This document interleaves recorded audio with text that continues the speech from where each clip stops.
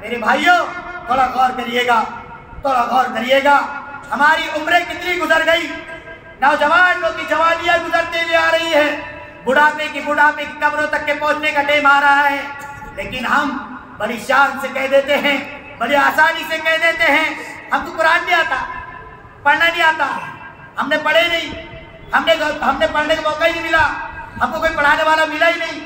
اوہو افسوس افسوس۔ کبھی غور کریے گا صحابہ کی ان جوان پر جنہوں نے بڑھاپے میں اسلام قبول کیا، جنہوں نے بڑی عمر میں اسلام قبول کیا، لیکن انہوں نے اپنے قرآن کو سیکھا ہے، قرآن کو پڑھا ہے، قرآن کو سمجھا ہے، قرآن کے لیے انہوں نے محنت کی ہے۔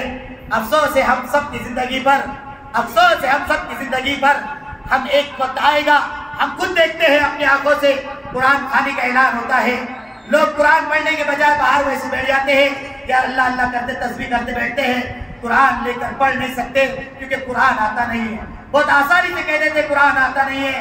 جس دن ہمارا انتقال ہوگا، جس دن ہمارا جنازہ اٹھایا جائے گا، جس دن ہم قبر میں پہنچیں گے اور ہمارے لیے بھی قرآن کھانے کا اعلان ہوگا، اور پھر جب ہمارے لیے کوئی قرآن پڑھنے والا نہیں ہوگا، جب قرآن پڑھنے والا، جب ہم کسی کے لیے قرآن نہیں پڑھ سکتے، ہمارے لیے کیا امید کرتے ہیں کہ لوگ ہمارے لیے قرآن پڑھیں گے؟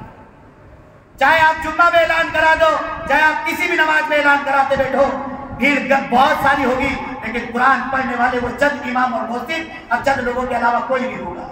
یہ بات یاد رکھیے گا، قرآن کریم کو سیکھنے کی فکر کرو۔ جب عمر دراز ہو گئی کوئی حرج نہیں ہے، عمر بڑھ گئی کوئی حرج نہیں ہے، کسی بھی عمر میں قرآن سیکھ سکتے ہیں۔ اللہ تعالیٰ کل قرآن کے بارے میں آپ سے پوچھے گا، مجھ سے پوچھے گا، سب سے پوچھے گا، جنت میں جانے کے لیے رکاوٹ بنا دے گا یہ قرآن۔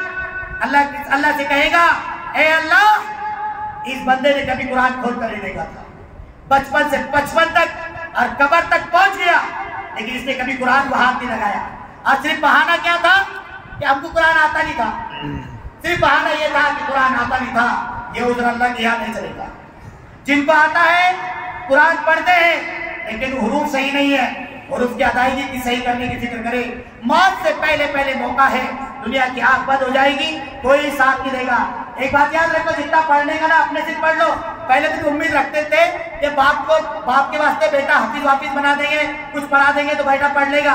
اب وہ زمانہ نہیں رہا، باپ کے لیے بیٹا بھی قرآن امید نہیں رکھنا کہ بیٹا کچھ پڑھے گا، خود اپنے سے جتنا پڑھ سکتے ہم پڑھ لیں، نہیں آتا سیکھ لے، جتنی بھی عمر ہے سیکھ لو، کوئی مسئلہ نہیں ہے، کوئی مسئلہ نہیں ہے۔ لیکن مسئلہ یہ ہے ہم شرماتے ہیں، اتنے بڑے ہو گئے اور کیسا کرنا، اتنے بڑے ہو گئے کیسے پڑھنا۔